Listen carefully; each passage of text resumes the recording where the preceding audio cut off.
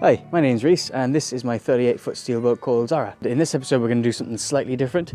There's a few things I want to sort out underneath the waterline, so what we're actually going to do is we're going to take the boat over to a drying platform and we're going to let it dry out off the tide.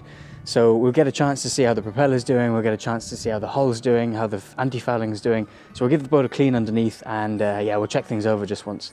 I'm also really curious to see how the anodes are handling the marina. So yeah, it's just really good to do this every 5 or 6 months to see how it goes. And because she's steel, I'm pretty happy to lean her up against the wall and yeah, let's see how it goes.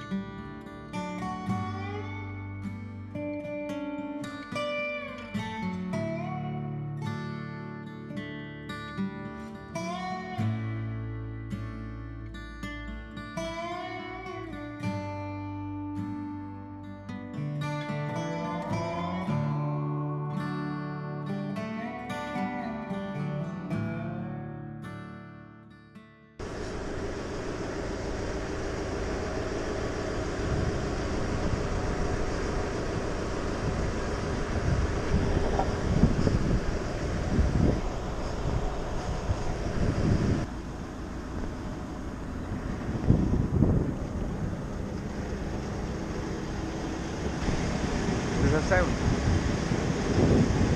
Huh? Does that sound? Good engine? Oh, this? Oh, it's fine.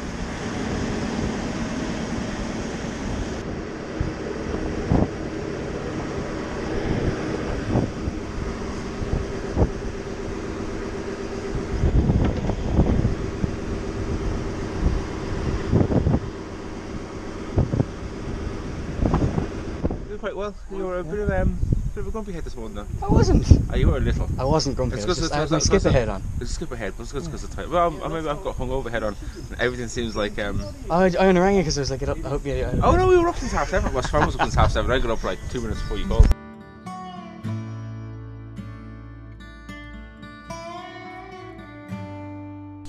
There's actually a quick little sailing tip.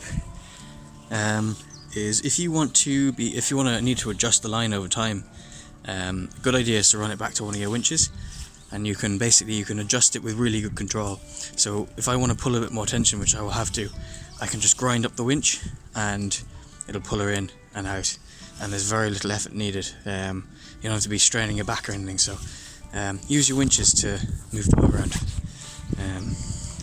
Yeah, on the forward end now we have a bow line, and then we have a couple of springs as well.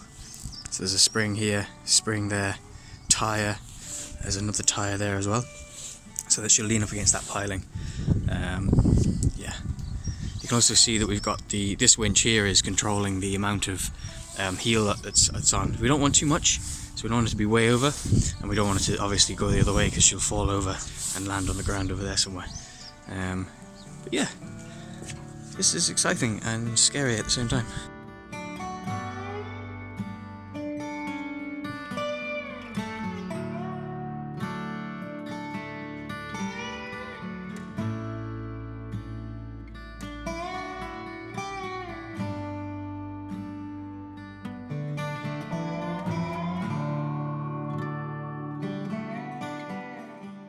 Remember that site?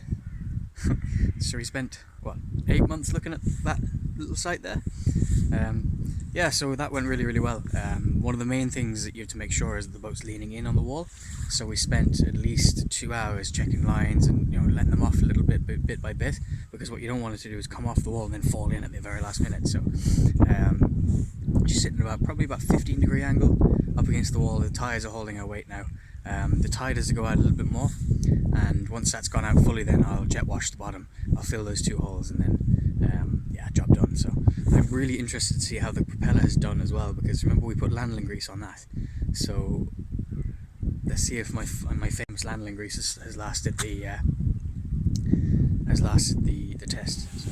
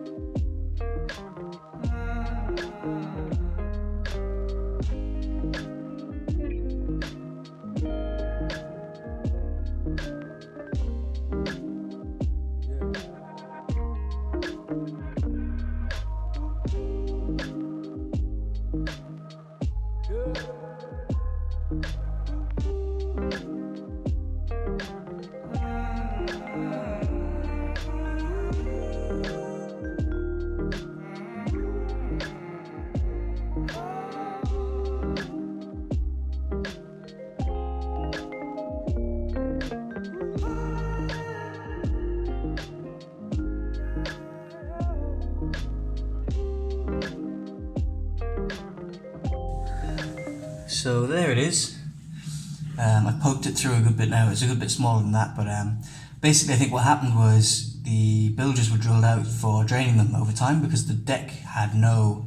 the deck was gone for a long time, so the bilges kept filling up and the holes were drilled, and I didn't... I missed that one when I was getting the boat ready to launch. So the other day I found it I was cleaning out the bilge to paint it because obviously it's absolutely manky, and I want to paint these bilges up nice and clean like the rest of the bilges. And I just poked a hole there and out in came the water. But yeah. So what I've done is I've drilled this hole out a little bit more. So basically I want to put a bolt in there, because if I go and weld this hole up properly, what it's going to do is it's going to burn the paint either side for about 2 or 3 inches. So what I want to do next time we haul out is I'll actually fill this properly, because when you do epoxy it needs a few days to go off, if not a week. So instead of doing that, I'm just going to fill it with a bolt. This is the same as bolting any kind of hardware below the waterline, so this isn't anything crazy. I'm just going to use a bit of Sikaflex, 2 rubber washers and 2 galvanized washers and a galvanized nut and bolt. The reason obviously is because we can't use stainless steel below the waterline because it will corrode really fast. So yeah, we'll do that. So we'll just go in there like that, a bit of sealant on it, and that'll do the job. So the propeller's had a good wash, and the anode looks a little bit worse for wear. I'm not 100% sure if that's actually a normal amount of corrosion.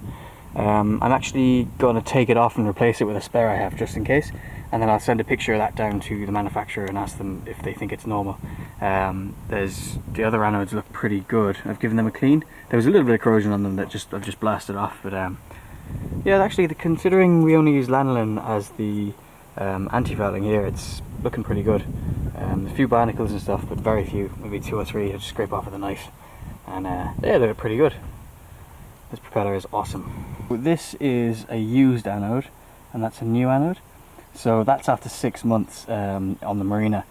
Now, I don't know if that's normal, so I'll report back on that, because Daglo, the guys who make the feather stream, are really helpful. So I'm going to shoot them a mail during the week and see is that not a normal amount of galvanic action, or is there something going on in the marina. It looks to be about maybe a third or a half used. So yeah, we'll stick the new one on. Pretty happy with how this propeller is held up, actually. I know I said it already, but it looks really good. I give it a bit of a scrape there of all the stuff. The nut looks like it hasn't moved at all. So yeah, I'm happy with that. That's looking good.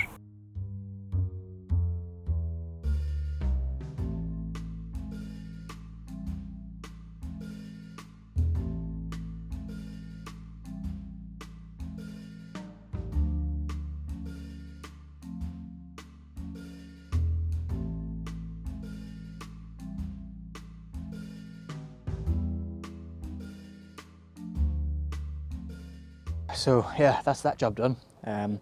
I brought her back over in the dark, so I didn't get any footage of it, but we did really struggle to get her back over because the tide is coming in, so it was pulling us in here and the wind was blowing us off, so it was a bit of a challenge. So what we did, we just ended up leaving her here, and we'll move her back into her berth when the tide's a bit better. I'm pretty happy with how that job went. It was actually quite easy to wash the bottom, so the bottom was actually relatively clean. The propeller's been cleaned. I changed the anode just to be safe. Yeah, that actually went really well, and I'm happy with how it went. Next jobs will be to weld a loop onto the deck, and also I'm going to do a big spring clean because the boat's an absolute mess. So yeah, I'm going to do that, get everything all out of the way, and get ready for the next stage, which will be the last few jobs and then foam in the boat. So yeah, we're really excited about that. Now that's all I have time for in this episode, so yeah, join us next week and we'll get going on those last couple of jobs. Thanks.